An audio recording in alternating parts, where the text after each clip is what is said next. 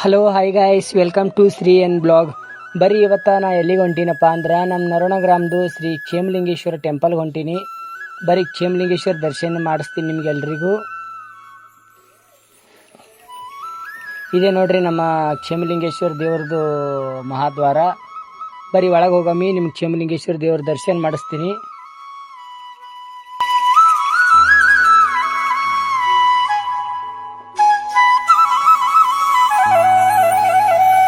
ಇದೇ ನೋಡ್ರಿ ನಮ್ಮ ಕ್ಷೇಮಲಿಂಗೇಶ್ವರ ದೇವರ ಗುಡಿ. ಇಲ್ಲಿ ನಮ್ಮ ನಂದಿ ಬಾಸ್ ಕೂತಾನ. ನಂದಿ ಬಾಸ್ ದರ್ಶನ ಮಾಡ್ಕೊಂಡಿವಿ. ಮತ್ತು ನೋಡ್ರಿ ಕ್ಷೇಮಲಿಂಗೇಶ್ವರ ದರ್ಶನ ಮಾಡ್ಕೋರಿ ಎಲ್ಲರೂ.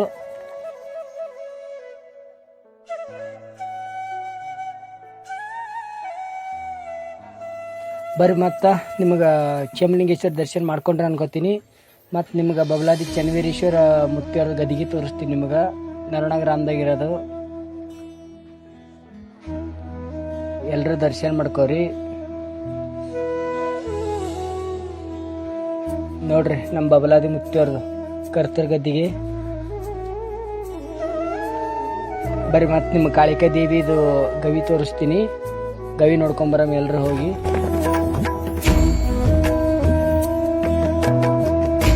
ಎಲ್ರಿಗೂ ದರ್ಶನ ಮಾಡಿಸ್ಬೇಕಂತ ಲೈಟೇ ಇಲ್ಲ, ಏನು ದರ್ಶನ ಮಾಡಿಸ್ಬೇಕು ನಿಮ್ಗೆ, ಹಾಗೆ ದರ್ಶನ ಮಾಡ್ಕೋರಿ.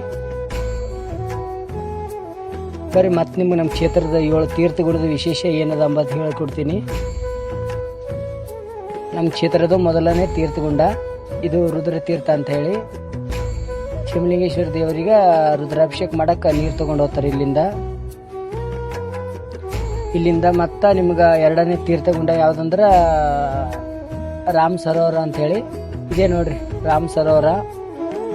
ರಾಮಲಿಂಗ ಪೂಜೆ ಮಾಡ್ಬೇಕಾದ್ರೆ ನೀರು ತೊಗೊಂಡಿರುವಂಥ ತೀರ್ಥಗುಂಡ ರಾಮ ಸರೋವರ. ಬರ್ರಿ ಮತ್ತೀಗ ಅಕ್ಕಮಹಾದೇವಿ ಗವಿ ತೋರಿಸ್ತೀನಿ. ಹೆಂಗದ ನೋಡ್ರಿ ನಮ್ಮ ಕ್ಷೇತ್ರದ ವಾತಾವರಣ. ಬರ್ರಿ ನೀವು ಅಕ್ಕಮಹಾದೇವಿ ಗವಿ ತೋರಿಸ್ತೀನಿ. ಇದೇ ನೋಡ್ರಿ ಅಕ್ಕಮಹಾದೇವಿ ಗವಿ. ಇಲ್ಲಿ ಅಕ್ಕಮಹಾದೇವಿ ಗುಡಿನೂ ಇದೆ, ಗವಿನೂ ಇದೆ. ಇಲ್ಲಿ ಬಬಲಾದಿ ಅಪ್ಪೋರು ಅನುಷ್ಠಾನ ಮಾಡಿದ ಗವಿನೂ ಅದ.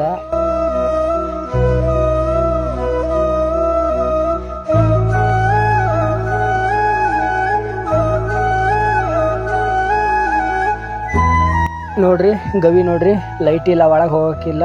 ಇದು ನಮ್ಮ ಕ್ಷೇತ್ರದ 3ನೇ ತೀರ್ಥಗುಂಡ ನರಸಿಂಹ ತೀರ್ಥ ಅಂಥೇಳಿ. ಇದು ಕುಡಿಯೋಕೆ ಬಳಸ್ತಾರೆ ನೀರು. ನೀವು ಯಾವಾಗಲಾದರೂ ಬಂದ್ರಿ ಅಂದ್ರೆ ತೀರ್ಥಗುಂಡಕ್ಕೆ ಭೇಟಿ ಕೊಡ್ರಿ.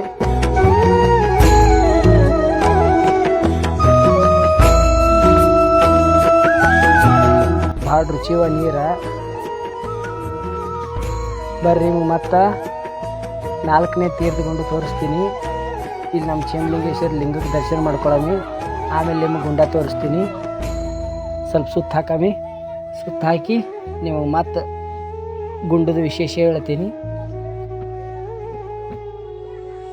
ಇದು ನೋಡ್ರಿ, ಇದು 4ನೇ ತೀರ್ಥಗುಂಡ. ಈ ತೀರ್ಥಗುಂಡದ ಹೆಸರು ಲಕ್ಷ್ಮೀ ತೀರ್ಥ ಅಂತ ಹೇಳಿ. ಇಲ್ಲಿ ಎಲ್ಲರೂ ಸ್ನಾನ ಮಾಡ್ತಾರೆ. ಸ್ನಾನ ಮಾಡಿ ಪಾಪಗಳನ್ನು ಪರಿಹಾರ ಮಾಡ್ಕೋತಾರೆ. ನಮ್ಮ ಪೂರ್ವಜರು ಹೇಳೋ ಮಾತು.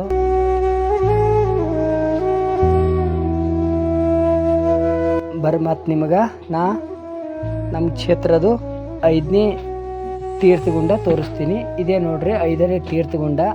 ಈ ತೀರ್ಥಗುಂಡದ ಹೆಸರು ಏನಪ್ಪ ಅಂದರೆ ಸಪ್ತ ಋಷಿಗಳ ತೀರ್ಥಗುಂಡ ಅಂಥೇಳಿ. ಸಪ್ತ ಋಷಿಗಳು ಕುಂತು ಹೋಮ ಹವನಗಳನ್ನು ಮಾಡೋ ಟೈಮಲ್ಲಿ ಬಳಸಿರುವಂಥ ತೀರ್ಥಗುಂಡ ಇದು. ಈ ತೀರ್ಥಗುಂಡದ ಹೆಸರು ಸಪ್ತ ಋಷಿ ತೀರ್ಥಗುಂಡ. ಬರ್ರಿ ಮತ್ತು ನಮಗೆ ಇಲ್ಲಿಂದ ನಿಮಗೆ ನಮ್ಮ ಸಪ್ತ ಋಷಿಗಳದು ಪಾದಕಟ್ಟಿ ಇದೆ, ಪಾದಕಟ್ಟಿನೂ ತೋರಿಸ್ತೀನಿ. ದರ್ಶನ ಮಾಡ್ಕೋರಿ ಪಾದಕಟ್ಟಿದೆ ಎಲ್ಲರೂ. ಇದೇ ನೋಡ್ರಿ ನಮ್ಮ ಸಪ್ತ ಋಷಿಗಳ ಪಾದಕಟ್ಟಿ. ಎಲ್ಲರೂ ದರ್ಶನ ಮಾಡ್ಕೋರಿ. 7 ಜನ ಸಪ್ತ ಋಷಿಗಳದ್ದು ಪಾದಕಟ್ಟಿ ಅದಾವ. ಎಲ್ಲರೂ ದರ್ಶನ ಮಾಡ್ಕೋರಿ. ಬರ್ರಿ ನೀವು ಮತ್ತು ರಾಮ ಸ್ಥಾಪಿತ ಲಿಂಗ ಅದ, ಆ ಲಿಂಗ ಕೂಡ ತೋರಿಸ್ತೀನಿ. ಇದೇ ನೋಡ್ರಿ ನಾ ಹೋಗ್ತಾ ಇರೋದು ಶ್ರೀ ಕ್ಷೇಮಲಿಂಗೇಶ್ವರ ಟೆಂಪಲ್ ಅಲ್ಲಿರೋದು ಶ್ರೀ ರಾಮ್ ಸ್ಥಾಪಿತ ಲಿಂಗ. ನಾ ಕೈ ಮುಗಿದು ದರ್ಶನ ಮಾಡಿ ನಾನು ಒಂದು ಸುತ್ತ ಹೊಡಿತೀನಿ. ನೀವು ಕೂಡ ದರ್ಶನ ಮಾಡ್ಕೊಳ್ಳಿ. ಬರ್ರಿ ನೀವು ಮತ್ತು ಷಣ್ಮುಖ ಸ್ವಾಮಿದು ತೀರ್ಥಗುಂಡ ತೋರಿಸ್ತೀನಿ ಮತ್ತು ಮಲ್ಲಿಕಾರ್ಜುನ ತೀರ್ಥಗುಂಡ ಭೀ ತೋರಿಸ್ತೀನಿ. ಎರಡು ತೀರ್ಥಗುಂಡ ಒಂದೇದಾಗ್ಯದ. ಬರ್ರಿ ಇದೇ ನೋಡ್ರಿ ಶ್ರೀ ಷಣ್ಮುಖ ಸ್ವಾಮಿದು ತೀರ್ಥಗುಂಡ.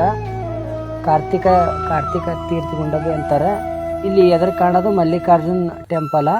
ಇದ್ರ ಬ್ಯಾಕ್ ಸೈಡ್ ಇರೋದು ಕಾರ್ತಿಕ ಸ್ವಾಮಿ ಟೆಂಪಲ. ನೀರಿರೋ ಕಾರಣಕ್ಕೆ ಒಳಗೆ ಹೋಗೋಕ್ಕಾಗಲ್ಲ. ನೋಡ್ರಿ ಎಲ್ಲರೂ ದರ್ಶನ ಮಾಡ್ಕೊರಿ.